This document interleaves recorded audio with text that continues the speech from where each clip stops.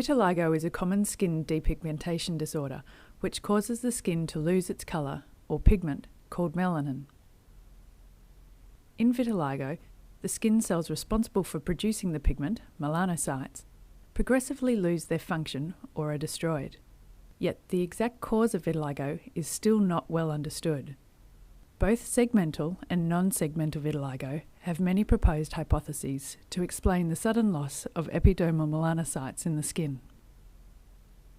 Most experts agree that vitiligo is likely to be the result of a combination of factors: genetic, immune, and triggering factors. Studies have suggested that genetic factors play an important role in the development of vitiligo, with around 20% of vitiligo patients reporting the disorder in relatives. Multiple genes are likely to be involved, with different combinations inherited by different people. This is perhaps partly responsible for the extreme variability seen in vitiligo sufferers. More than 20 genes have been identified to date, which are believed to have some role in the development of vitiligo. A well-established theory is that vitiligo is initiated by a trigger.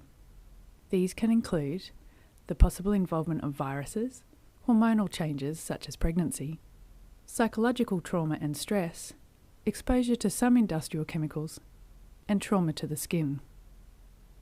Trauma to the skin is considered a common trigger. Body locations subject to repeated trauma to the skin, such as continuous pressure from wearing hats or friction from jewellery and clothing. In non-segmental vitiligo, the incidence of this phenomenon, called Kobner's phenomenon, has been reported in between 15 and 70% of patients.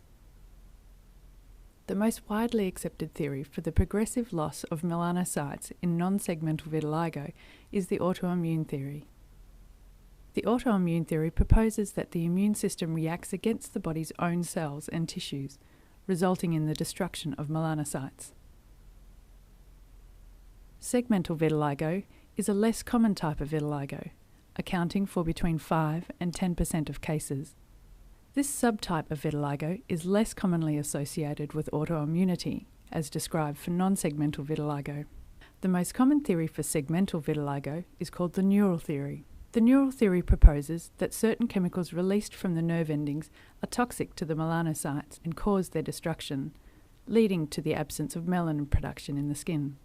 In segmental vitiligo, the vitiliginous lesions do not cross the midline of the body and follow a pattern, or are distributed in such a way that corresponds to the nerves underlying the skin. Melanocytes possess a protective mechanism to eliminate toxic melanin precursors and free radicals.